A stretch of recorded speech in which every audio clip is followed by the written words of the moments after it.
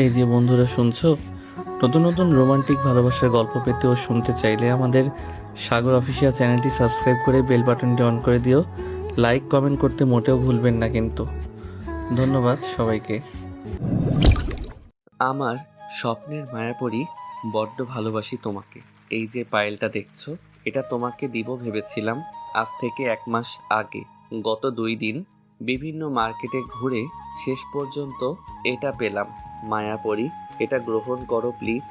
কে এই ছেলেটা? কেনই বা এগুলো আমার কাছে পাঠায়? কিছুই তো বুঝি না, কি হচ্ছে এসব?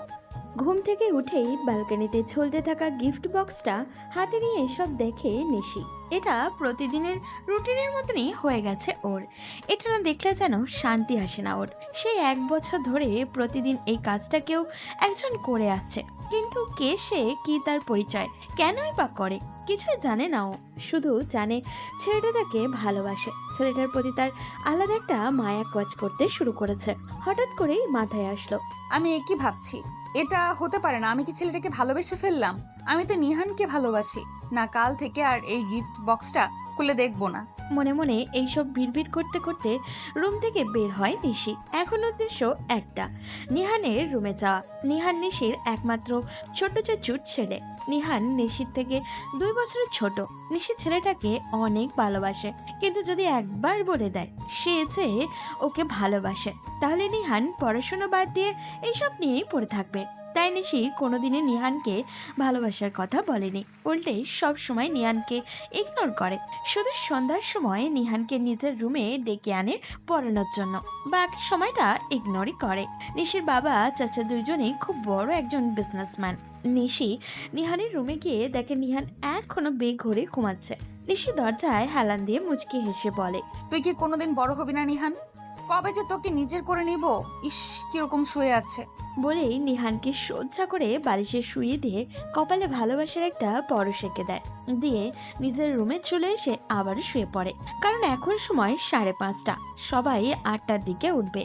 নিশির এত তাড়াতাড়ি ওঠার পিছনে একটাই কারণ, ওই গিফট বক্স।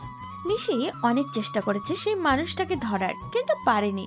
সারা রাত জেগেও কাটিয়েছে, কেউ আসেনি।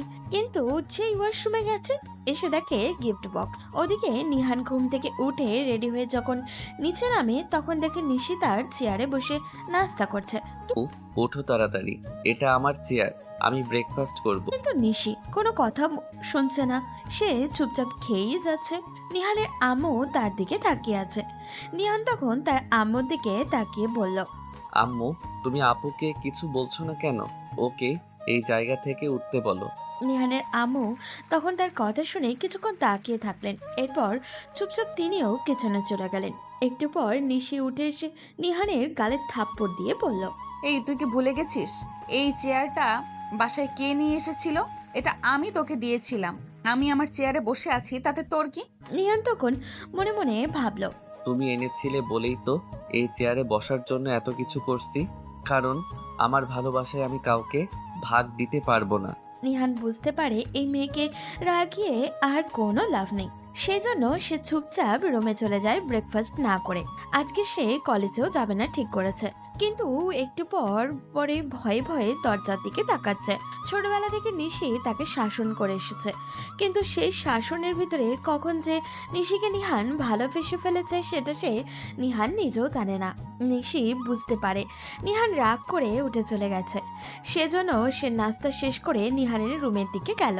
গিয়ে দেখলো নিহান মুখ ফুলিয়ে বসে আছে।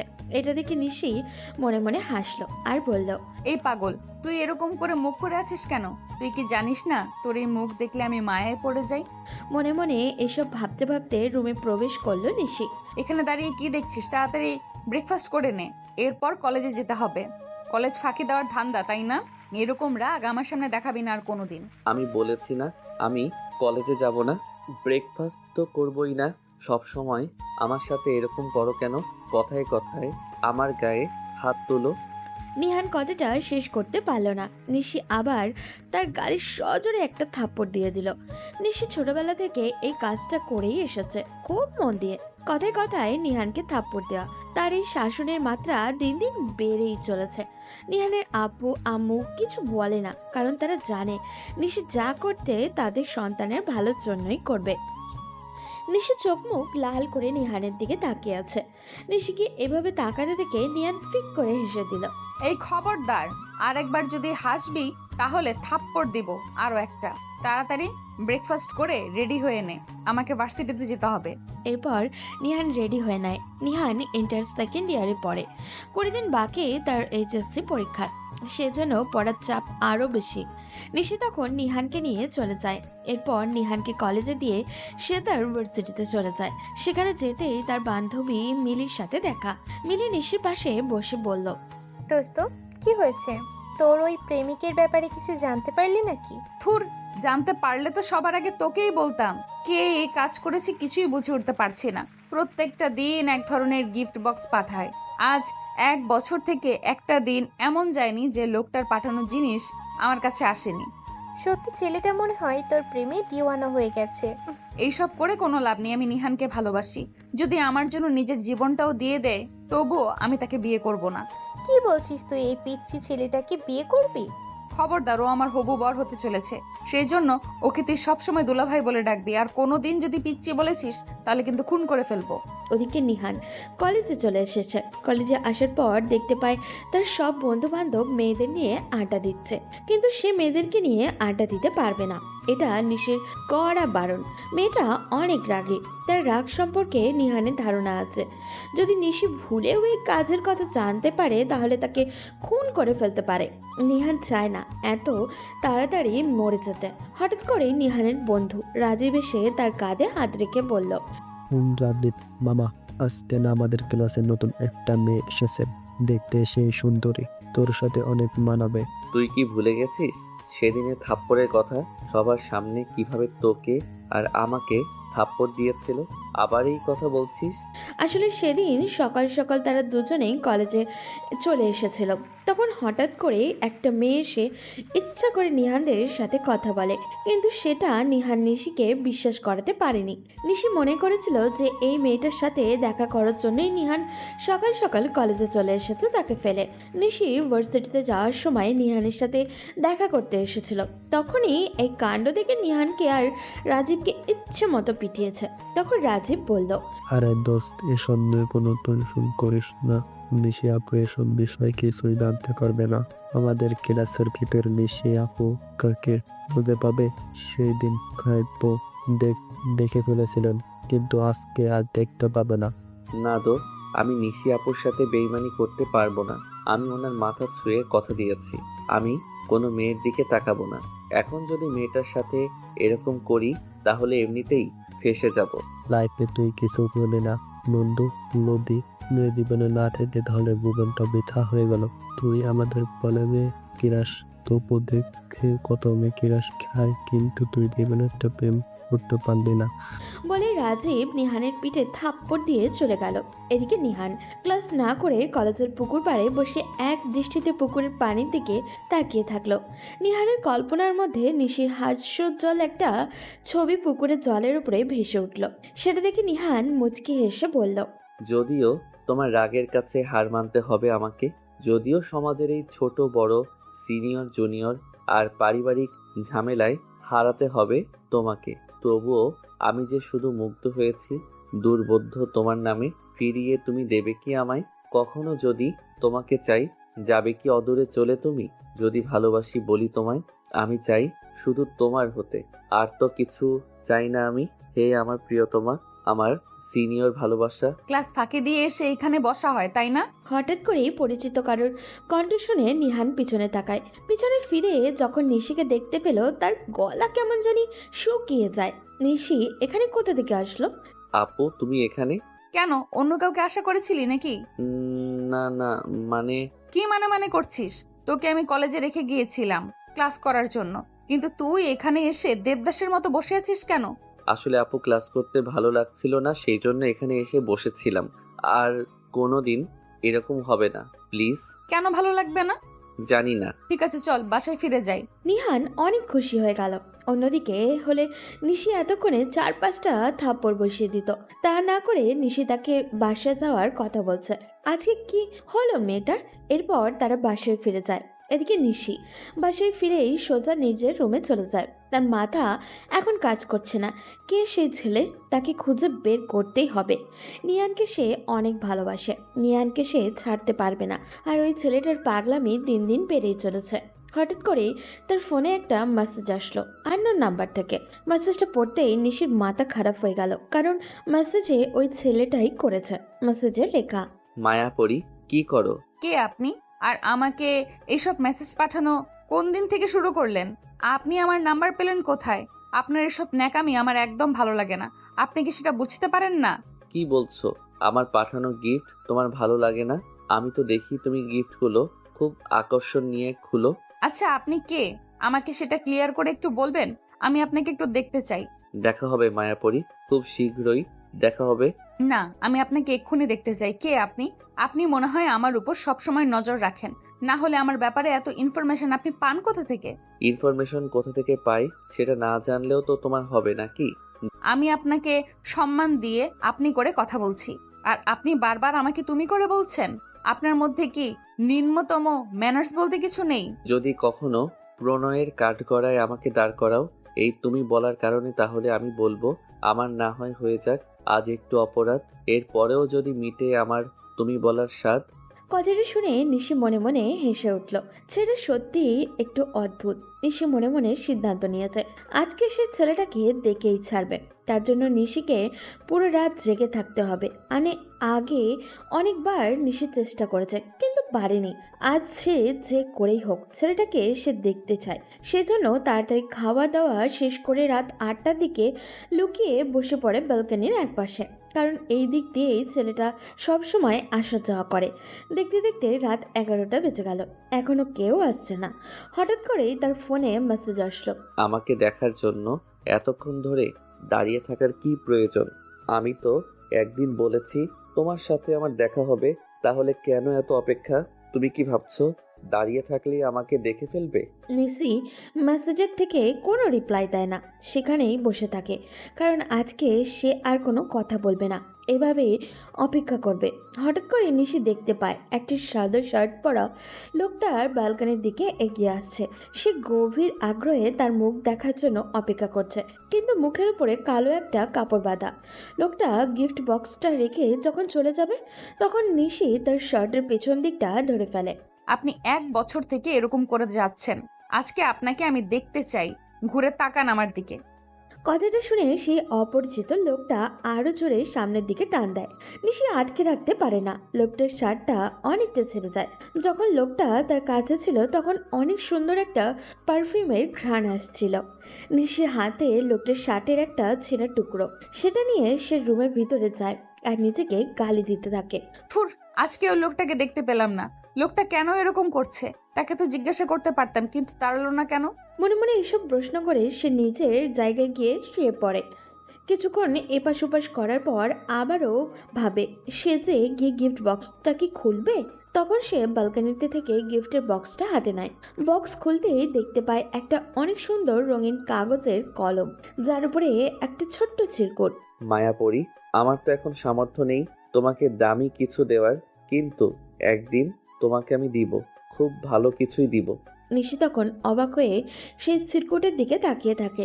ছেলে কি সত্যি তাকে ভালোবাসে? নিশি এসব ভাবতে ভাবতে ঘুমিয়ে পড়ে। পরদিন ভার্সিটি বন্ধ, সেজন্য অনেক দেরি করে ঘুম থেকে ওঠে ও। ঘুম থেকে উঠে দেখে বাড়িতে অনেক চিৎকার চেঁচামেচি। নিশি কি হচ্ছে কিছুই বুঝতে পারছে না। যখন সে রুম থেকে বের হয়ে নিহানের রুমের দিকে যায়, রুমে ঢুকতে যাবে, ঠিক তখনই সে কিছু একটা শুনতে পায়। নিহান, আমি তোমাকে অনেক ভালোবাসি। আমি আম্মুর সাথে কথা বলেছি তোমার ব্যাপারে। আম্মু বলেছে তুমি এইচএসসি শেষ করার পর মামার সাথে কথা বলবে। মামি রাজি আছেন। তোমার কি মতামত? মার কণ্ঠ শুনে নিশি চমকে দাঁড়ায়। নিজের গালে হাত দিয়েই হঠাৎই জল দেখতে পায়। সে নিজের অজান্তেই নিশি কান্না করে দিয়েছে। সে নিহানের উত্তরের অপেক্ষায়। ওদিকে নিহান মাকে কষ্ট দিতে চায় না। মেয়েটা অনেক ছোট, সবে সে ক্লাস 10-এ পড়ে। নিহান এই সময় এইরকম কিছু বলতে চায় না, যার কারণে মাহা আবেগের বশে ভুলে কিছু করে ফেলুক। সে মাহার দিকে তাকিয়ে বলে, মাহা, আমি আমার বাবা মায়ের একমাত্র ছেলে। ছোটবেলা থেকে যা ইচ্ছা চেয়েছি তাই পেয়েছি। তাই বাবা মা আমার ব্যাপারে যা সিদ্ধান্ত নেবেন তাই হবে।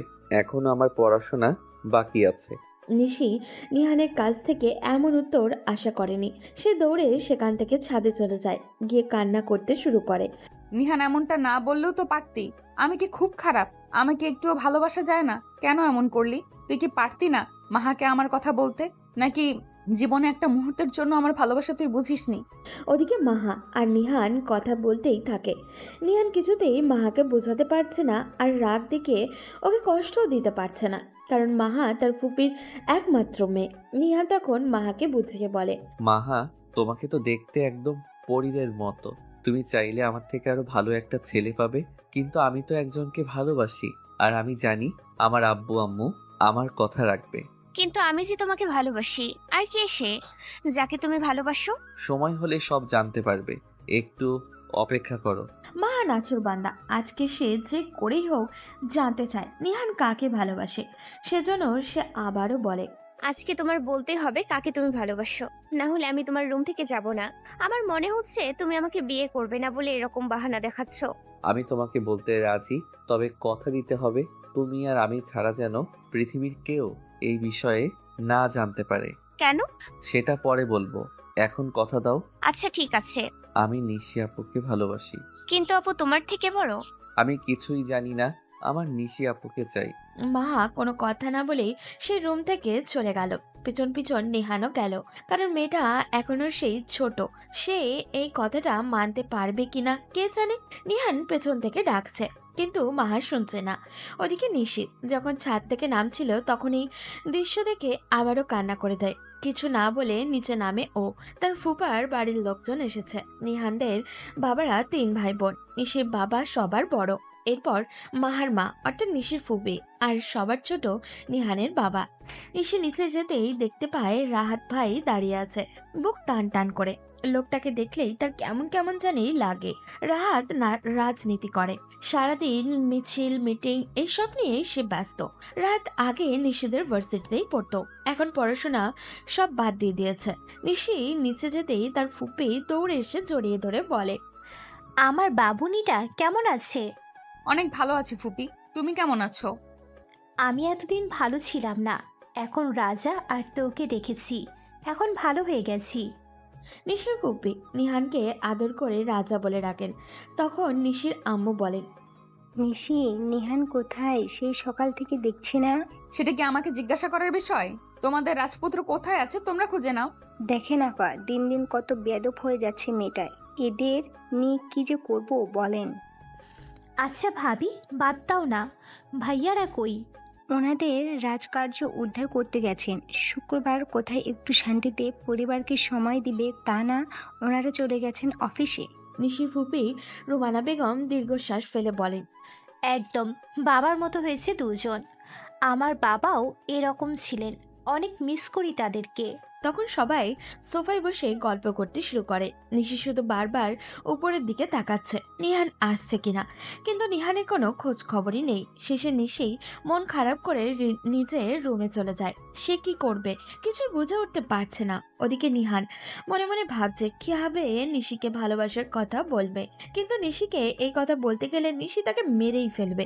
বিকালে নিশির বাবা আর নিহানের বাবা বাড়িতে ফিরে আসলো। নিহান তখন ফুপির কোলে মাথা রেখে সোফায় শুয়ে আছে। নিহানের বাবা তার ফুপিকে বলল, ভাই, আমি এখানে এসেছিলাম একটা কাজের জন্য। আমার ছেলে রাহাত, তোমরা তো জানোই, ও অনেক বড় হয়েছে, পড়াশোনাও শেষ করেছে। এখন আমি চাই ওর বিয়ে দিতে।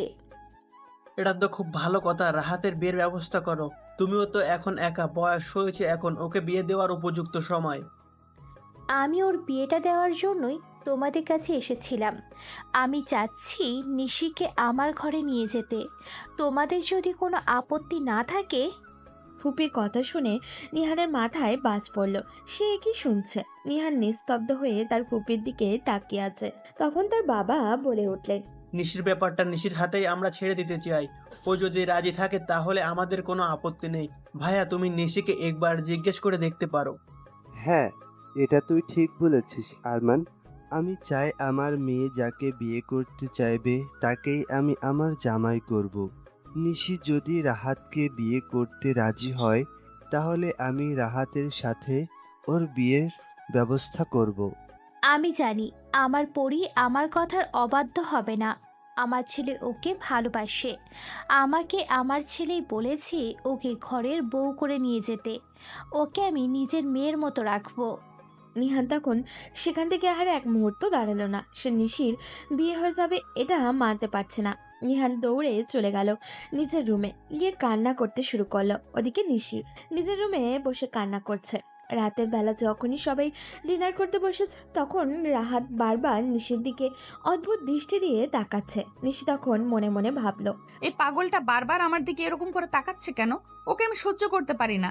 এটা কেউ বুঝতে পারে না? ইচ্ছে করছে চামচ দিয়ে ওর চোখগুলো তুলে নিতে। রাহাত তখন নিশির এমন চাহনি দেখে মুচকি মুচকি হাসছে আর নিশির দিকে তাকিয়ে আছে। হঠাৎ করে নিশির বাবা বলে উঠলেন, মামনি, আমরা তোমার বিয়ের কথা বলছিলাম। তোমার ফুফু তোমার বিয়ের ব্যাপারে একটা আলাপ নিয়ে এসেছেন। তুমি যদি রাজি থাকো তাহলে রাহাতের সাথে তোমার বিয়ে দিতে চাই। নিশি তখন পানিক হচ্ছিল। হঠাৎ করে তার কাশি উঠে গেল। সে কি বলবে? সে যে নিহানের দিকে একবার তাকালো। নিহান হাসি মুখে তার দিকে তাকিয়ে আছে। নিহান মনে মনে মরে যাচ্ছে, কিন্তু সবার সামনে হাসি মুখে বসে আছে, কারণ সে জানে তার বাবা মা তার সাথে নিশির বিয়ে দেবে না, কারণ সিনিয়র জুনিয়র সমস্যা রয়েছে তাদের মধ্যে। এছাড়াও সমাজের মানুষ তাদের এই সম্পর্ক মেনে নিবে না। এদিকে নিশি নিহাসে এমন হাসি দেখে অনেক রেগে যায়। সে মনে মনে সিদ্ধান্ত নেয়, তুই যদি আমাকে ভালো না বেসে মাহাকে নিয়ে খুশি থাকতে পারিস তাহলে আমি কেন পারবো না? আমিও রাহাতকে বিয়ে করব। তোকে আমি দেখিয়ে দিব আমিও তোকে ছাড়া ভালো থাকতে পারি। নিশি তখন তার ফুপির দিকে তাকালো। তার ফুপি অনেক আগ্রহ নিয়ে তার সিদ্ধান্ত জানার অপেক্ষা করছে। নিহান নিশির দিকে তাকিয়ে আছে। সে জানতে চায় নিশির সিদ্ধান্ত কি। নিশি যদি না করে তাহলে সে খুশিতে আত্মহারা হয়ে যাবে। কিন্তু নিশি তার দিকে তাকিয়ে আবারও বলে উঠল, বাবা মা, তোমরা আমাকে ছোটবেলা থেকে যা চেয়েছি দিয়েছ। আমি তোমাদের সিদ্ধান্তের উপর কোনো কথা বলবো না। তোমরা যদি চাও আমাকে একটা পাগলের সাথে বিয়ে দিতে তাহলেও আমি রাজি। আর সেখানে তো রাহাত ভাই দিব্যি ভালো মানুষ। আমি রাজি আছি, তোমরা সব ব্যবস্থা করো। সঙ্গে সঙ্গে নিহান খাবার টেবিল থেকে উঠে গেল। এখানে বসে থাকলে হয়তো নিজেকে কন্ট্রোল করতে না পেরে সবার সামনে কান্নাই করে দিবে। তখন নিহানের বাবা বলে উঠলেন, কি ব্যাপার, তুই খাওয়া দাওয়া ছেড়ে চলে যাচ্ছিস? কি সমস্যা তোর? না বাবা, আমার আর খিদে নেই। আমি এখন রুমে যেতে চাই। আমার কিছুই ভালো লাগছে না। বলেই নিহান নিজের রুমে চলে যায়। নিশি তখন নিহানের যাওয়ার দিকে তাকিয়ে আছে। ওদিকে নিহান নিজের রুমে গিয়ে একের পর এক জিনিস ভাঙতে শুরু করে। সারা রাত দরজা বন্ধ করে কান্না করছে। পরদিন থেকে সবাই বিয়ের জন্য প্রস্তুতি নিতে শুরু করলো। ওদিকে রাত যখনই বাইরে গেল তখন হঠাৎ করেই তার সামনে কয়েকটা ছেলে এসে বলল, এই ছেলে তোর সাহস কি করে হলো তুই নিশিকে বিয়ে করতে চাস? নিশিকে বিয়ে করার শখ আজ মিটিয়ে দিব। কি ভাই, আপনারা এভাবে তাকিয়ে আছেন কেন আমার দিকে? আর এটা আমার বাবা মার সিদ্ধান্ত। আমার মামা মামিরা সবাই রাজি আছেন, তাহলে তোমরা কেন আমাকে বাধা দিচ্ছ? তোমাদের সাথে নিশ্চিত কি সম্পর্ক? সেটা তোকে বলতে যাব কেন? নিশি ম্যাডামকে আমাদের স্যার বিয়ে করবে। তুই মাঝখানে কোথা থেকে চলে আসলি? আজকে তোর আসল জায়গাটা কেটে দিব। বলেই ছেলেগুলো রাহাতকে মারতে শুরু করলো। রাহাত তাদের মার খেয়ে মাটিতে শুয়ে রইল। এরপর ওই ছেলেগুলো রাহাতকে নিয়ে হসপিটালে ভর্তি করে দিল। নিশি তখন নিজের রুমে শুয়ে কান্না করছে। তার কিছুই ভালো লাগছে না। হঠাৎ করেই তার ফোনে মেসেজ আসলো, মায়াপরি, তুমি আমাকে ছাড়া অন্য একজনকে বিয়ে করতে চাইছো? তুমি কি ভাবছো তোমার বাড়ির খবর আমি জানতে পারবো না? তোমার বাড়িতে যে তোমার বিয়ে নিয়ে কথা হচ্ছে সেটা আমি অনেক আগেই জানতে পেরেছি। তাই তোমার হবু স্বামীকে হালকা করে সাইজ করে দিয়েছি। একটু কষ্ট করে পিজি হসপিটালে যাও, গিয়ে দেখো তোমার হবু স্বামীর কি অবস্থা। নিশি তখন লোকটাকে আবারও মেসেজ করতে যায়, কিন্তু সে অফলাইনে চলে যায়। একটা অজানা ফেসবুক আইডি থেকে বারবার তাকে মেসেজ করা হচ্ছে, আবার একটা অচেনা নাম্বার থেকেও মেসেজ করা হচ্ছে। দুইটাই ওই লোক করেছে সেটা নিশি বুঝতে পারছে, কিন্তু কিছুই করার নেই। সে তখন দৌড়ে চলে যায় সেই হসপিটালে। সাথে তার বাবা মা সবাইকে নিয়ে যায়। গিয়ে দেখতে পায় রাহাতের হাতে পায়ে ব্যান্ডেজ করা অবস্থায় পড়ে আছে। রাহাত তখন তার মায়ের দিকে তাকিয়ে বলে, মা, আমাকে কয়েকটা অচেনা ছেলে এসে মেরে দিয়ে গেছে। আমি নিশিকে কেন বিয়ে করতে চাই সেটা জানতে চাই তারা। তাদের বস নাকি নিশিকে বিয়ে করবে। নিশি তখন মনে মনে বুঝতে পারে কে এই কাজ করেছে, কিন্তু কিছুতেই বলবে না, কারণ তার বাবা মা তাকে সন্দেহ করতে পারে। সে চুপচাপ দাঁড়িয়ে আছে। আর তখন তার বাবা বলল, কি বলছো রাহাত? নিশিকে বিয়ে করার জন্য তোমার উপর কেউ হামলা চালিয়েছে? না না, এটা হতে পারে না। আমার মনে হয় তোমার কোনো রাজনৈতিক শত্রু এই কাজ করেছে। নিশির সাথে তো কারো সম্পর্ক নেই। বাবা, তোমরা আমাকে ছোটবেলা থেকেই দেখছো, আমি কারোর সাথে কোনো প্রেমের সম্পর্কে জড়াইনি। আমার মনে হয় ওনার কোনো রাজনৈতিক শত্রু ওনাকে মেরে চলে গেছে। আমারও সেটাই মনে হয়। তোকে বারবার বলেছিলাম রাজনীতি না করতে, কিন্তু আমার কথা শুনিস না।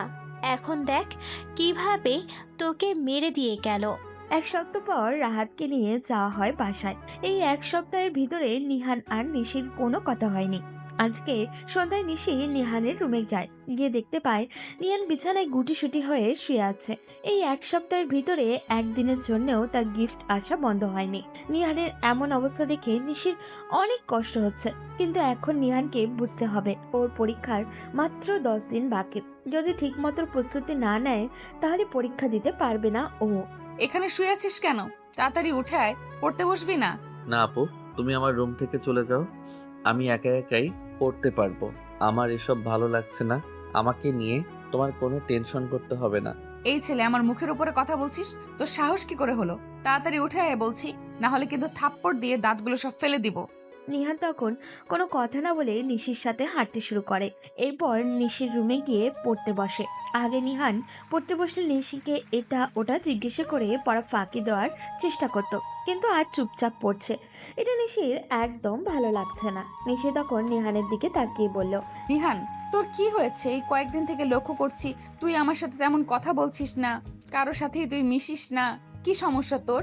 আমার বিয়ে নিয়ে তোর কোনো সমস্যা আছে? নিহান মনে মনে ভাবে তার বিয়ে নিয়ে সে তো সকল সমস্যা। সে তো নিশিকে ভালোবাসে, সেটা সাহস করে বলতে পারছে না। আবার নিশিকে হারিয়ে ফেলার এই ভয়টাও সহ্য করতে পারছে না। সে নিশির দিকে করুণ দৃষ্টিতে তাকিয়ে আছে।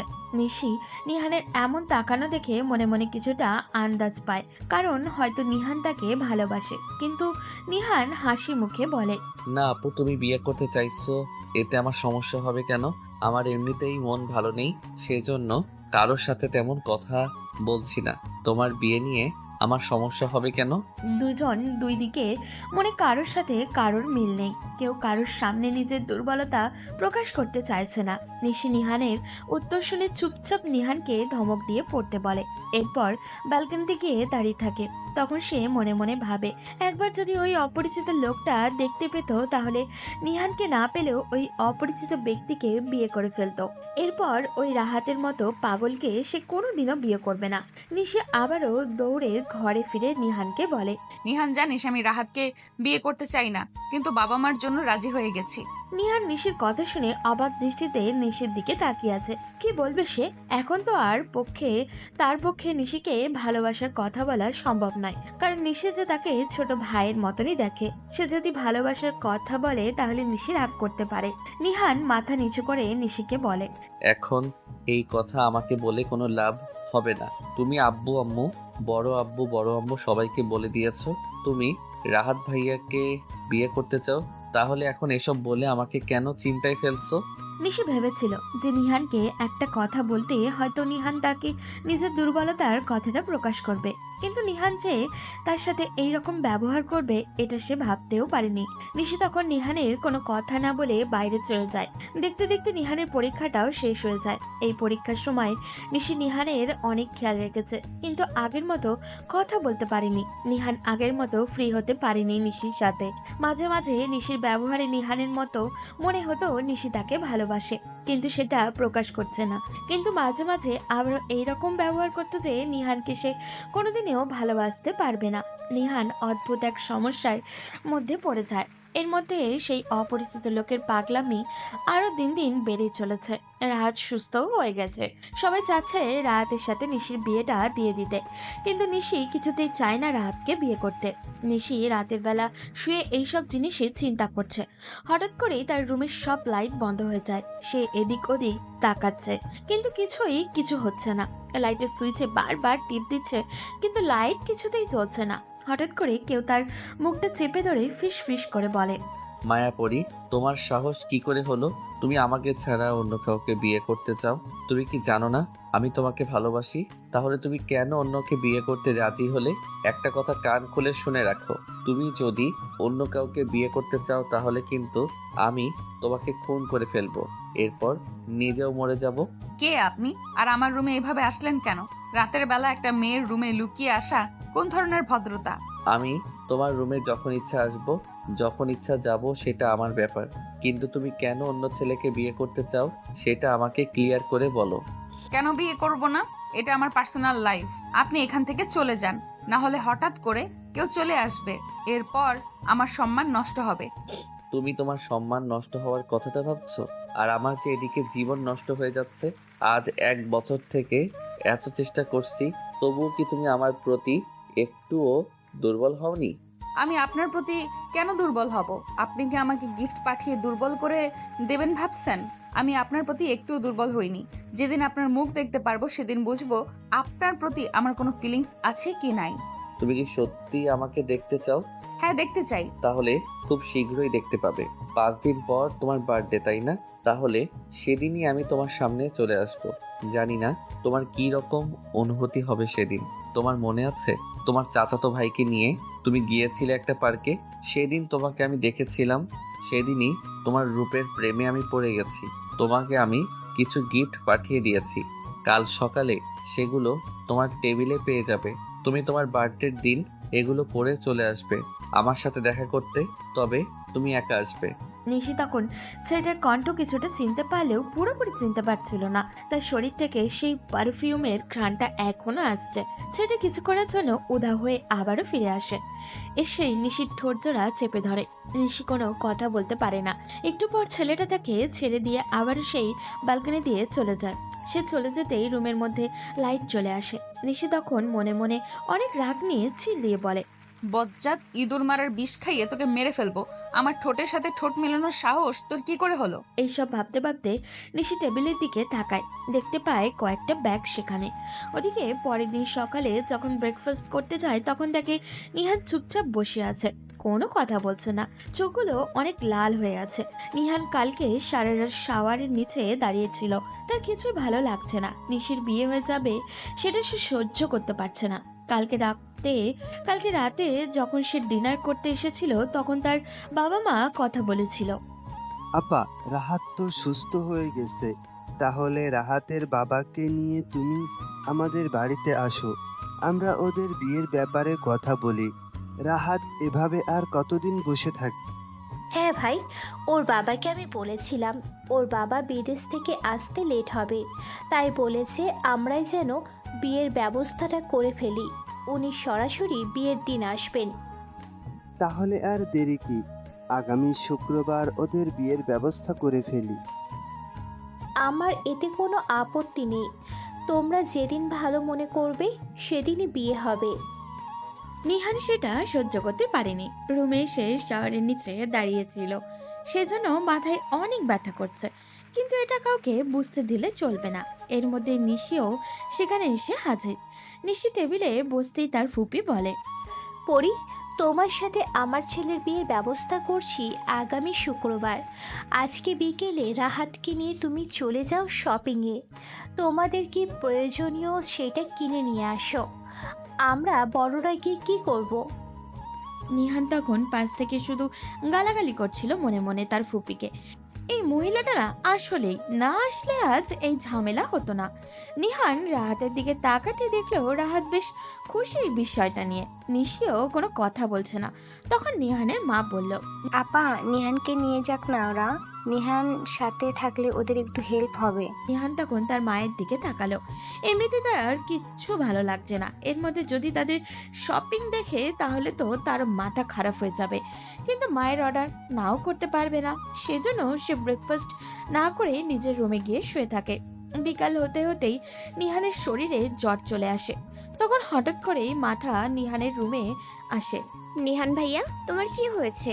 কিছু না মাহা, তুমি কেন আমার রুমে এসেছো? আমি কি আসতে পারি না? তুমি বললে তুমি নিশি আপুকে ভালোবাসো। এখন তো নিশি আপুর বিয়ে হয়ে যাচ্ছে ভাইয়ার সাথে। তুমি আমাকে মেনে নাও না প্লিজ। আমি তোমাকে অনেক ভালোবাসি। মাহা, তুমি বুঝতে পারছো না আমার এখন বিয়ে নিয়ে কোনো চিন্তা নেই। আমি এখনো অনেক ছোট, তাই এসব ঝামেলা করো না প্লিজ। আমার মাথা ব্যথা করছে। তাহলে দাও, আমি তোমার মাথাটা টিপে দেই। এই মেয়ে, তোমাকে একটা কথা বললে কি তুমি সেটা বুঝতে পারো না? তোমাকে বলেছি না আমার রুম থেকে বের হয়ে যেতে? তাহলে তুমি কেন এখনো আমার রুমে দাঁড়িয়ে আছো? তাড়াতাড়ি বেরিয়ে যাও বলছি। মাহা মন খারাপ করে রুম থেকে বেরিয়ে যায়। ওদিকে নিশি নিজের রুমে বসে আছে, তার শপিংয়ে যাওয়ার কোনো ইচ্ছাই নেই। নিহানকে সকালে ওই অবস্থায় দেখে সে সহ্যই করতে পারছে না, কিন্তু নিহানের রুমে যাবে সেই সাহসটুকুও তার নেই। কারণ নিহানের কাছে যতবার যাবে রাহাতকে বিয়ে করাটা তার জন্য তত কষ্টকর হয়ে যাবে। তখন রাহাত নিশির রুমে এসে বলে, কি ব্যাপার নিশি, নিশ্চয়ই তুমি এখনো রেডি হওনি? আমাদের তো শপিং এ যাওয়ার কথা। আমি তো রেডি হয়ে গেছি, তাড়াতাড়ি আসো। নিশি তখন চুপচাপ রেডি হতে যায়। সে চায় না রাহাতের সাথে বেশি কথা বলতে, কারণ ছেলেটাকে দেখলেই তার কেমন জানি রাগ হয় প্রচন্ড। ইচ্ছা করে গলা টিপে মেরে ফেলতে, কিন্তু এখন তো তাকে সারা জীবন এই ছেলেটার সাথেই কাটাতে হবে। এটা ভাবতেই নিশির শরীরটা মোচড় দিয়ে উঠছে। নিশি কোনো মতে রেডি হয়ে রাহাতের সাথে শপিং এ চলে যায়। সেখানে গিয়ে রাহাত তাকে বারবার এটা ওটা দেখাচ্ছে, কিন্তু তার কোনো কিছুই ভালো লাগছে না। ওদিকে নিহান নিজের রুমে বসে চিন্তা করতে থাকে কি করবে সে। নিশি শপিং শেষ করে যখন বাসায় ফিরে তখন জানতে পারে নিহান নাকি অনেক অসুস্থ। তখন সে দৌড়ে নিহানের রুমে যায়, গিয়ে দেখে নিহান জ্বরে কথাও বলতে পারছে না। নিশি তখন নিহানের মাথায় হাত দিয়ে দেখে অনেক জ্বর। নিশি কান্না করে নিহানকে জিজ্ঞাসা করে, এই নিহান, তোর জ্বর কিভাবে আসলো? তোর জ্বর এসেছে কেউ আমাকে একটাবার বললেও না। এভাবে একা একা রুমে শুয়ে আছিস কেন? নিহান কোনো কথা বলছে না, চুপচাপ শুয়ে আছে। নিশির মা ডাক্তারের কাছে কল দেন। একটু পর ডাক্তারও চলে আসেন। ডাক্তার এসে নিহানকে দেখে যায়। নিহান চুপচাপ শুয়ে আছে, তার পাশে নিশি। একটু পর মাহা সেখান দিয়ে আসে। নিশি মায়াকে দেখে অনেক রেগে যায়, কিন্তু সেটা প্রকাশ করে না। মা তখন নিহানের পাশে বসে বলে, নিহান ভাইয়া, তোমার কি হয়েছে? প্লিজ তুমি কথা বলো। তুমি কথা বলছো না কেন? প্লিজ ভাইয়া কথা বলো। নিশি তখন মাহার দিকে তাকিয়ে বলে, মাহা, নিহানের এখন রেস্টের প্রয়োজন। তুমি তোমার রুমে যাও, গিয়ে শুয়ে পড়ো। নিহানের পাশে আমি আছি। আপু আমি থাকি না, সমস্যা কি? মাহা, আমি তোমাকে কি বললাম? তুমি তোমার রুমে যাও, এখন আমি নিহানের পাশে আছি, যাও এখান থেকে। মাহা রাগ করে সেখান থেকে চলে গেল। ওদিকে নিহানের প্রচন্ড মাথা ব্যথা করছে, সে চোখ মেলে তাকাতেও পারছে না। নিহান তখন আস্তে আস্তে বলে, আপু, আমার না খুব ঠান্ডা লাগছে। নিহান কাঁপতে শুরু করে। নিশি কি করবে কিছুই বুঝে উঠতে না পেরে নিহানকে শক্ত করে জড়িয়ে ধরে শুয়ে থাকে। পুরো রাত থেমে থেমে জ্বর উঠেছে নিহানের। নিশি একটা বারের জন্যও ঘুমাতে পারেনি। নিহান সকালে ঘুম থেকে উঠে মাথাটা একটু হালকা অনুভব করে। পাশে তাকিয়ে দেখে নিশি শুয়ে আছে। নিহান তখন অবাক দৃষ্টিতে নিশির দিকে তাকিয়ে মনে মনে ভাবে, আপু, কখন আসলা এই রুমে? নিহানের নড়াচড়ার শব্দে নিশিরও ঘুম ভেঙে যায়। সে নিহানের দিকে তাকিয়ে জিজ্ঞাসা করে, তোর জ্বর কমেছে? হ্যাঁ আপু, এখন আমি সুস্থ আছি। ঠিক আছে, তাহলে শুয়ে রেস্ট নে। আমি যাই, তোর জন্য নাস্তার ব্যবস্থা করছি। নাস্তা করে ওষুধ খেতে হবে। নিহান তখন কোনো কথা বলে না। নিশি রুম থেকে বেরিয়ে যায়, গিয়ে কিছু খাবার নিয়ে আসে। নিহানকে কিছু বলতে না দিয়ে নিশি তাকে মুখে তুলে খাওয়াতে থাকে। নিহান মনে মনে ভাবছে, এই মুহূর্তটা যদি এখানেই থেমে থাকতো, আর যদি এই সময়টা সামনে এগিয়ে না যেত, এভাবেই যদি সারা জীবন কাটিয়ে দেওয়া যেত। কিন্তু সেটা কি সম্ভব নয়? এটা ভাবতেই নিহানের চোখ বেয়ে জল গড়িয়ে পড়ে। নিহানের কান্না দেখে নিশি উতলা হয়ে জিজ্ঞাসা করে, নিহান, কি হয়েছে? কান্না করছিস কেন? আমাকে বল, কি সমস্যা তোর? না আপু, কিছু হয়নি, এমনি চোখ দিয়ে জল গড়িয়ে পড়ছে। নিশি তখন রুমের মধ্যে নিহানের টাওয়ালের জন্য খুঁজতে থাকে। নিহান টাওয়ালটা একটা বক্সের উপরে রেখেছে। নিশি তখন বক্সটার কাছে যায়, কিন্তু এই ঘ্রাণটা কোথা থেকে আসছে সে বুঝতে পারছে না। নিশির কেন জানি না মনে হচ্ছিল সেই পারফিউমের ঘ্রাণ, যেটা সে আগেও অনুভব করেছে। কিন্তু নিশি কিছু বুঝে ওঠার আগেই নিহান বলে, আপু, তুমি কি করছো? না, তোর জন্য টাওয়াল খুঁজছিলাম। আমি ওই টাওয়েলটা ব্যবহার করি না। তুমি এদিকে আসো, আলমারির ভিতর আমার নতুন একটা টাওয়েল আছে, ওটা এনে দাও। তখন নিশি আর সেখানে দাঁড়ালো না। সে টাওয়ালটা নিয়ে নিহানের মুখটা মুছে দিল, কিন্তু তার মনের মধ্যে একটা খটকা লেগেই গেল। এই ঘ্রাণটা কোথা থেকে আসছে। এরপর তারা দুজনে একসাথে নিচে যায়। বিয়ের সব ব্যবস্থা হয়ে গেছে, আর মাত্র 6 দিন বাকি বিয়ের। এর মধ্যে আবারও নিশির বার্থডেতে নিহান প্রতি বছর কিছু না কিছু দেয়। এবার কি দিবে নিশি, সেটাই সে চিন্তা করছে। নিশি যখন নিহানের রুমের পাশ দিয়ে যাচ্ছিল তখন দেখতে পায় নিহান একটা ছোট্ট ব্যাংক থেকে চামচ ব্যবহার করে টাকা বের করছে। দেখে মনে হচ্ছে বেশি টাকা হবে না, তার কারণ নিহানের হাতে টাকা তেমন দেওয়াই হয় না। নিহানের যা প্রয়োজন সবকিছু নিশি এনে দেয়। হাত খরচের জন্য অল্প স্বল্প কিছু মাঝে মাঝে নিশিও দেয়। নিহানের বাজারে যাওয়া বা আড্ডা দেওয়া একদম নিষেধ।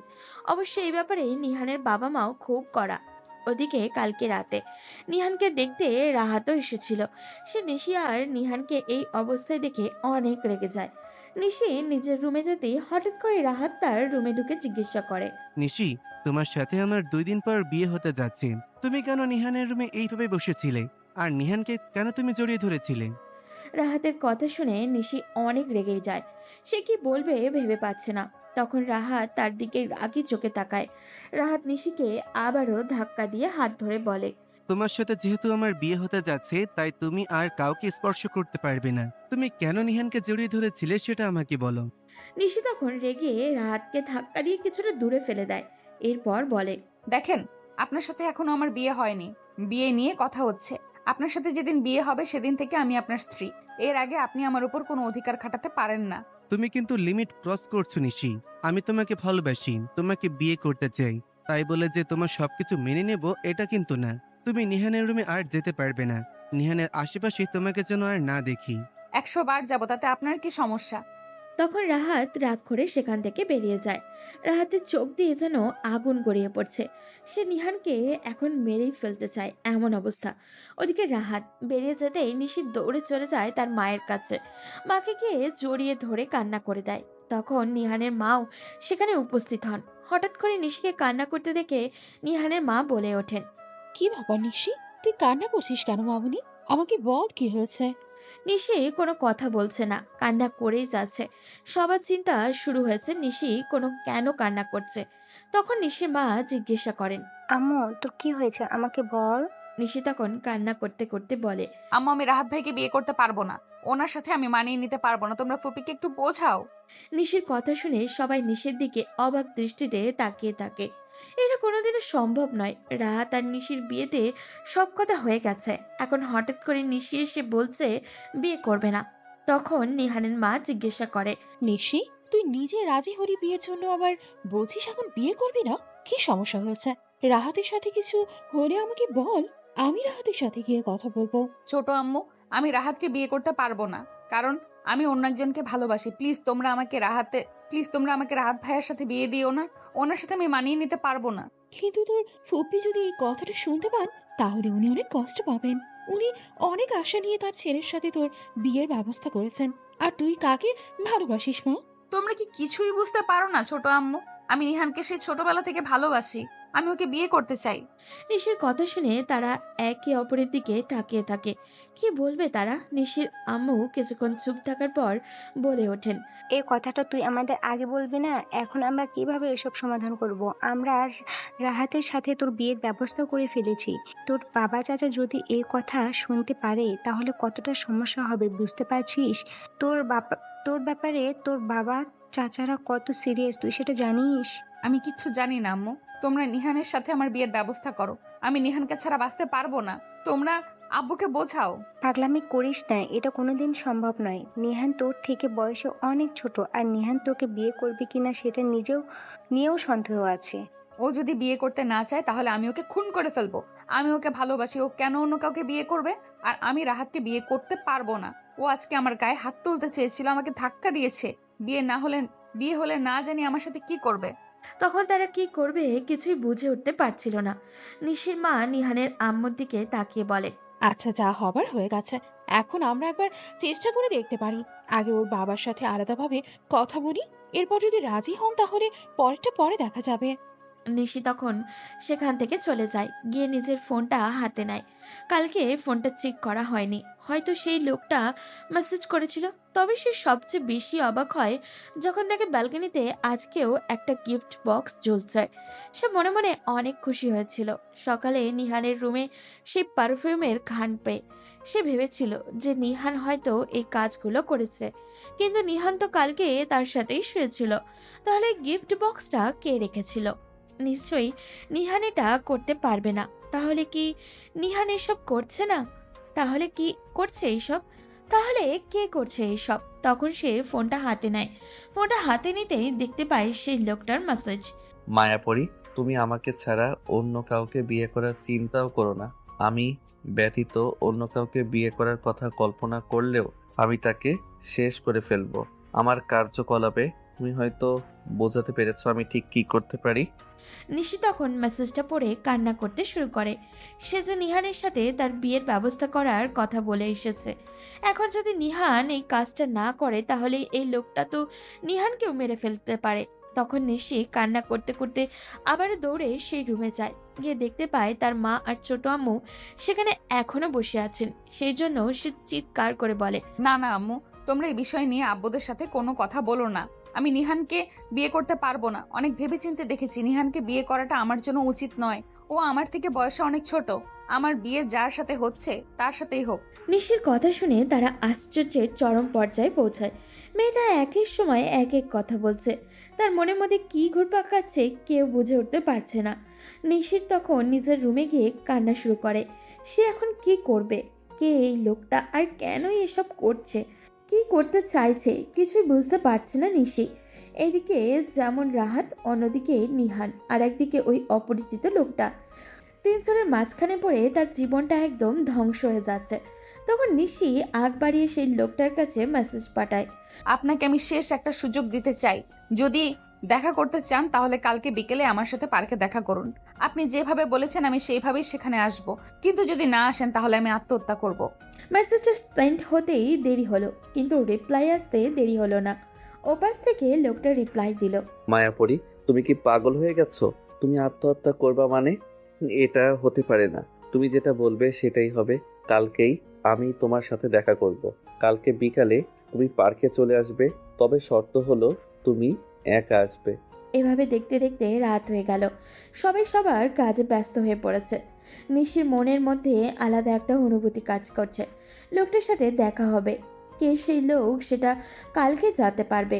এই জন্য তার মনের ভেতরটা একটা আনন্দ কাজ করছে। অন্যদিকে আরেকটা ভয়ও কাজ করছে ওর। লোকটা যদি তাকে দেখার পর আটকে রেখে দেয়?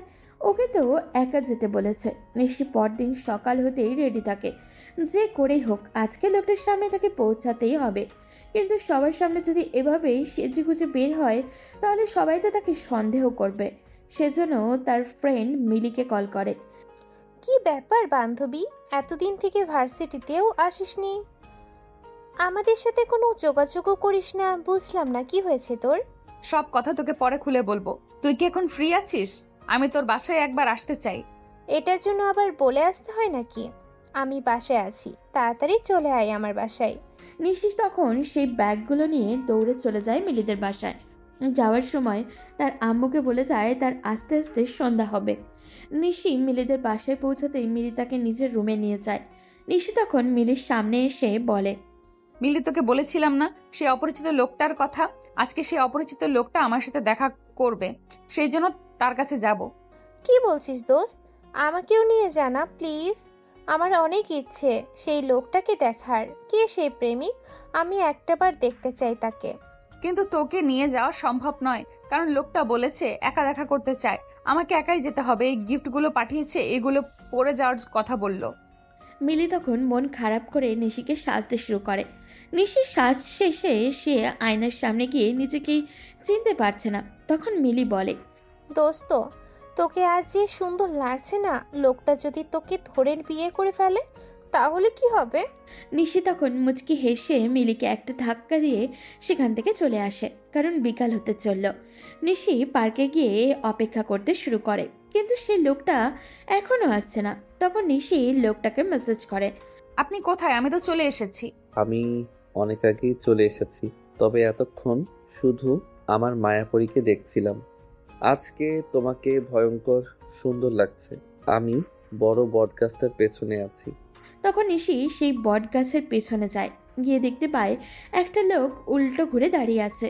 তখন নিশি পাশে গিয়ে জিজ্ঞাসা করে, কে আপনি? আর আপনি আমাকে বারবার এরকম মেসেজ পাঠান কেন? আজকে আমি আপনার মুখটা দেখতে চাই, একটু ঘুরেন একবার। তখন সেই লোকটা আস্তে আস্তে কথা বলতে শুরু করে।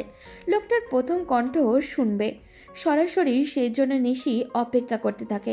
লোকটা তখন বলে, আমার কোনোদিন সাহস হয়নি তোমাকে আমার ভালোবাসার কথাটা বলার। আজকে সেই সুযোগটা পেয়েছি। আমি তোমাকে ঠিক কতটা ভালোবাসি সেই হিসাব যদি করতে পারতাম, তাহলে হয়তো পৃথিবীর সময়ের হিসাবটাই বন্ধ হয়ে যেত। নিশি কণ্ঠটা শুনেই চিনতে পেরে যায়। তখন সে দৌড়ে গিয়ে তাকে পিছনে ঘোরায়। সে সামনে নিহান দাঁড়িয়ে আছে, হাতে একটা গোলাপ আর একটা গিফট বক্স নিয়ে।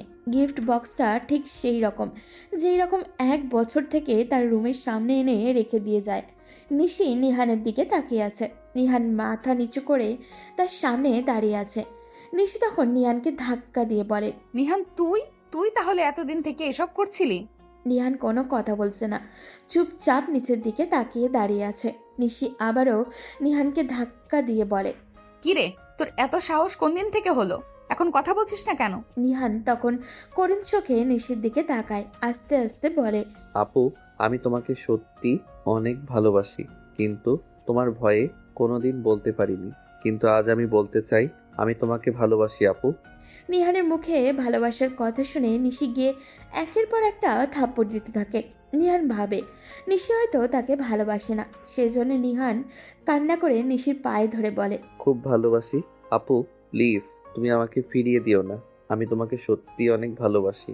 তুমি সারা জীবন আমাকে শাসন করলেও আমি তোমার শাসন মেনে নিতে রাজি আছি। তবুও প্লিজ আমাকে ছেড়ে যেও না। নিহানের এমন কান্নায় নিশির বুক কেঁপে ওঠে। সে নিহানকে উঠিয়ে শক্ত করে জড়িয়ে ধরে বলে, এই ছোট লোক, একটা কথা বলতে তোর এতদিন সময় লাগলো? আমি তোর জন্য এতদিন অপেক্ষা করলাম। আমি ভাবতাম যে আমি শুধু একাই তোকে ভালোবাসি, তুই আমাকে ভালোবাসিস। এতদিন বলিসনি কেন? আমি অনেক ভয় পেতাম তোমাকে, সেই জন্য সাহস করে কোনোদিন বলতে পারিনি। কিন্তু আজকে তো বলে দিলাম। কিন্তু তুই যে আমাকে এত গিফট পাঠাতি, এত টাকা তুই কোথায় পেতি? তোকে তো কোনো টাকা দেওয়া হতো না। আমাকে যে পকেট মানির টাকা দেওয়া হতো সেগুলো আমি জমিয়ে রাখতাম। এরপর সেখান থেকে আস্তে আস্তে তোমাকে গিফট পাঠাতাম। যখন আমার কাছে কোনো টাকা থাকতো না, তখন আমি নিজে কিছু বানিয়ে না হয় ধার করে হলেও তোমাকে গিফট পাঠাতাম। আমি কখনো তোমাকে গিফট পাঠানো বন্ধ করিনি, কারণ আমার ভয় হতো তুমি হয়তো আমাকে ভুলে যেতে পারো। নিশি কি বলবে বুঝে উঠতে পারছে না। নিহান তাকে এতটা ভালোবাসে সে কোনোদিনও ভাবতে পারেনি। নিশি নিহানকে টানতে টানতে বাসায় নিয়ে যায়। তাদের দুজনকে এই অবস্থায় বাসায় ঢুকতে দেখে সবাই তাদের দিকে অবাক হয়ে তাকিয়ে থাকে। নিশির বাবা তার কাছে এসে জিজ্ঞাসা করে, কিরে নিশি, তুই নিহালকে এভাবে টেনে নিয়ে আসলি কেন? কি হয়েছে তোদের? আব্বু, আমি নিহানকে ভালোবাসি আর নিহানও আমাকে ভালোবাসে। আমি রাহাত ভাইকে বিয়ে করতে পারবো না। রাহাত ভাইয়ের সাথে আমার সম্পর্কটা স্বাভাবিক নয়, ওনাকে আমি মানিয়ে নিতে পারবো না। তাদের কথা শুনে পরিবারের সবাই তাদের দিকে তাকিয়ে আছে। রাহাত তো হাঁ হয়ে তাকিয়ে আছে নিশির দিকে। এটা স্বাভাবিক, কারণ তাদের বিয়ের সব ব্যবস্থা হয়ে গেছে। কাল নিশি তার সাথে গিয়ে বিয়ের শপিংও করেছে, কিন্তু আজকে সে এমন কথা বলবে এটা কেউ ভাবতে পারেনি। তুই কি বলছিস? তোর কি মাথা ঠিক আছে? বিয়ে করবি মানে রাহাতের সাথে তোর বিয়ের সব ব্যবস্থা হয়ে গেছে। তুই বলছিস নিহানের সাথে তুই বিয়ে করবি? তুই তো বলেছিলি রাহাতের সাথে বিয়েতে তুই রাজি, তাহলে এখন কেন এসব বলছিস? আর নিহান, তোর এত বড় সাহস কি করে হলো? তুই তোর থেকে বড় একটা মেয়েকে বিয়ে করতে চাস? ছোট আব্বু, তুমি নিহানকে কিছু বলবে না। এমনিতেই অনেক ভয়ে আমাকে কথাটা বলেছে। আমি নিহানকে বাধ্য করেছি আমাকে ভালোবাসার জন্য। যদি তোমরা আমাদের বিয়ে না দাও তাহলে কিন্তু আমি আত্মহত্যা করব। আর ফুপি, তুমি আমাকে ক্ষমা করে দিও প্লিজ। তাদের ফুপি তখন কি বলবে কিছু বুঝে উঠতে পারছিলেন না। তাদের দিকে শুধু অবাক দৃষ্টিতে তাকিয়েছিলেন। নিহানের বাবা মা অনেক ভয় পেয়ে যান আত্মহত্যার কথা শুনে। তখন নিশির বাবা বলেন, মান, আমি আমার মেয়েকে হারাতে পারবো না। তোর যদি কোনো আপত্তি না থাকে তাহলে নিহানের সাথে আমি নিশির বিয়ে দিতে চাই। কিন্তু ভাইয়া, আপার কি হবে? আপা অনেক আশা করে রাহাতের সাথে নিশির বিয়ে ঠিক করে রেখেছেন। এখন যদি নিহানের সাথে নিশির বিয়ে হয় তাহলে রাহাতের কি হবে? নিহানের ফুপি তাদের দিকে এগিয়ে এসে দুজনকে জড়িয়ে ধরে বলেন, আমার কোনো আপত্তি নেই ভাইয়া। ওরা যদি একে অপরকে বিয়ে করে সুখে থাকে তাহলে আমার কি সমস্যা? আমি রাহাতকে অন্য জায়গায় বিয়ে দিতে পারবো। আমি ওদেরকে কষ্ট দিতে চাই না। তোমরা ওদের বিয়ের ব্যবস্থা করো। না মা, আমি নিশিকা ছাড়া আর কাউকে বিয়ে করতে পারবো না। তুমি এটা কিভাবে করলে? তুমি আমার সাথে নিশির বিয়ে দিবে বলেছিলে, তাহলে তুমি কেন এখন নিশিকে নিহানের সাথে বিয়ে দিতে চাইছো? আর নিশি, তোমার সাথে আমার বিয়ে ঠিক হয়ে গেছে, তাহলে এখন এসব ঝামেলার কারণ কি? রাহাতের কথা শুনে তার মা কাছে যান, গিয়ে তাকে বুঝিয়ে বলেন, কিন্তু রাহাত কিছুতেই মানতে রাজি নয়। সে রাগ করে বাড়ি থেকে বেরিয়ে যায়। ওদিকে সবাই নিহান আর নিশির বিয়ে নিয়ে ব্যস্ত হয়ে পড়ে। তখন নিহানের ফুপি গিয়ে নিহানদের বাবার সামনে দাঁড়িয়ে বলেন, তোমরা রাহাতের ব্যাপার নিয়ে কোনো টেনশন করো না। আমি রাহাতকে বোঝালে রাহাত বুঝবে। তোমরা নিহান আর নিশির বিয়ের ব্যবস্থা করো। তখন তারা দুজনেই অনেক খুশি হয়। তাদের পরিবার তাদের বিয়েতে কোনো আপত্তি করেনি। এরপর তারা তাদের রুমে চলে যায়। ওদিকে একটু পরে নিহান বের হয় বাসা থেকে, কারণ নিশি তাকে আইসক্রিম আনার জন্য পাঠিয়েছে। নিহান আইসক্রিম আনতে একটা দোকানে যায়। ওদিকে রাহাত আর কিছু বন্ধু বান্ধব নিয়ে নিহানকে কিডন্যাপ করার জন্য এগিয়ে আসে। তারা গাড়ি নিয়ে আসছিল, তখন হঠাৎ করে নিহানকে বাইরে দেখতে পায়। সঙ্গে সঙ্গে তারা গাড়ি থামিয়ে নিহানকে সেখান থেকে তুলে নিয়ে যায়। ওদিকে নিহানের যখন জ্ঞান ফিরে, তখন দেখতে পায় সে একটা রুমের মধ্যে বাঁধা অবস্থায় পড়ে আছে। আশেপাশে তাকিয়ে দেখে পুরো রুমটা অন্ধকার, আশেপাশে কেউ নেই। ওদিকে রাহাত তখন নিহানের বাসায় কল করে। দৌড়ে এসে নিশির বাবা কলটা ধরেন। নিহানকে যদি তোমরা বাঁচতে দাও তাহলে আমার সাথে নিশির বিয়ের ব্যবস্থা করো। আজকে আমি নিশিকে বিয়ে করতে চাই। তোমরা যদি নিহানকে বাঁচাতে চাও তাহলে তাড়াতাড়ি নিশিকে নিয়ে চলে আসো আমার দেওয়া ঠিকানায়। রাহাত, কি বলছো? তোমার মাথা খারাপ হয়ে গেছে? নিশিকে তুমি কেন বিয়ে করবে? নিশিকে তুমি বিয়ে করে সুখী হতে পারবে না। বড় মামা, আমি এসব কিছুই বুঝতে চাই না। তোমরা যদি ওকে বাঁচাতে চাও তাহলে চলে আসো। 1 ঘন্টা সময় দিলাম। 1 ঘন্টার ভেতরে তুমি যদি না আসো তাহলে কিন্তু নিহানকে গুলি করে মেরে দেব। তখন সবাই এসে ফোনের কাছে জড়ো হতে শুরু করে। যখন এই কথাটা নিশি শুনতে পায় তখন সে কান্না করতে শুরু করে। সব কিছুর জন্য সে নিজেকে দায়ী ভাবতে শুরু করে। নিশি তখন কান্না করে তার ছোট আব্বুর কাছে গিয়ে বলে, ছোট আব্বু, এটা কি করে হলো? আমি নিহানকে ছাড়া বাঁচতে পারবো না, তোমরা প্লিজ ওকে আমার কাছে এনে দাও। তুই কোনো চিন্তা করিস না মামনি, আমি দেখছি কি করা যায়। এসব বিষয় নিয়ে টেনশন করার দরকার নেই। না ছোট আব্বু, তোমরা তাড়াতাড়ি আমাকে নিহানের কাছে নিয়ে চলো। আমি নিহানের কষ্ট সহ্য করতে পারবো না। তখন তারা কি করবে কিছুই বুঝে উঠতে পারছিল না। এভাবে বসে থাকলে চলবে না। নিশির বাবা পুলিশের কাছে কল দেয়। থানা কাছাকাছি ছিল, সেজন্য 10 মিনিটের মধ্যে পুলিশও চলে আসে। তখন নিশির বাবা পুলিশ অফিসারকে বলেন, অফিসার, আমার ভাতিজাকে কিডন্যাপ করা হয়েছে। কিডন্যাপার আমাদের কল করেছিল, আপনারা ওকে খুঁজে বের করুন প্লিজ। কিডন্যাপার আপনাদের কেন লোকেশন দিয়েছে?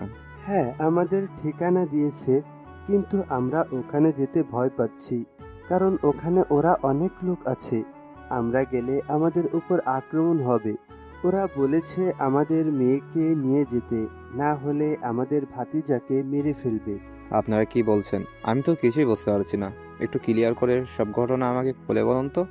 এরপর তারা পুলিশ অফিসারের কাছে সব ঘটনা খুলে বলেন। ওদিকে মাহা নিহানের কিছু হয়ে যাবে এটা সহ্য করতেই পারছিল না। সে দৌড়ে রাহাতের রুমে যায়, কারণ রাহাতের বন্ধু নিলয় মাহাকে অনেক ভালোবাসে। সে মাহাকে অনেকবার প্রপোজও করেছিল, কিন্তু মাহা তাকে বারবারই রিজেক্ট করেছে। এখন নিহানের বাঁচাতে হলে ওই নিলয়কেই ব্যবহার করতে হবে। মাহা তাড়াহুড়ো করে নিলয়কে কল করে। নিলয় ভাইয়া, আমাকে একটা হেল্প করবে প্লিজ? নিলয় মাহার কল পেয়ে পাগল হয়ে যায়। সে কোনোদিনও ভাবতে পারেনি যে মাহা তাকে ফোন করবে। নিলয় তখন মাহাকে বলে, মায়া, কি হয়েছে তোমার? তোমাকে কিভাবে সাহায্য করতে পারি বলো? আমি তোমার জন্য জীবনও দিতে পারি। আমি জানি তুমি ভাইয়ার সাথে আছো। ভাইয়া নিহান ভাইয়াকে কিডন্যাপ করে নিয়ে গেছে। তোমরা প্লিজ নিহান ভাইয়াকে ছেড়ে দাও। এটা সম্ভব নয় মাহা, কারণ রাহাত অনেক রেগে আছে। এখন যদি আমি এটা করতে যাই তাহলে রাহাত আমাকেও মেরে ফেলবে। আমি তোমাকে কথা দিচ্ছি, ওকে যদি তোমরা ছেড়ে দাও তাহলে তুমি যা বলবে আমি সেটাই করব। তুমি আমাকে সাহায্য করো প্লিজ। আমি ভাইয়াকে এই বিষয়ে কিচ্ছু বলবো না, আর তুমি ভাইয়াকে বুঝতে দেবে না যে তুমি আমাকে সাহায্য করছো। ওদিকে তারা দুজন একে অপরের সাথে কথা বলতে থাকে। ওদিকে পুলিশ সবাইকে নিয়ে বেরিয়ে পড়ে। রাহাত আগে থেকেই জানতো যে তারা পুলিশ নিয়ে আসবে, সেজন্য সে আগে থেকে প্রস্তুত নিয়ে রেখেছিল। রাহাত নিহানের সামনে গিয়ে বন্দুক ধরে বলে, তোর কত বড় সাহস, তুই আমার ভালোবাসা কেড়ে নিতে এসেছিস? তোকে বলেছিলাম না আমার রাস্তা থেকে সরে যেতে? তাহলে তুই কেন আমার ভালোবাসা কেড়ে নিতে চাচ্ছিস?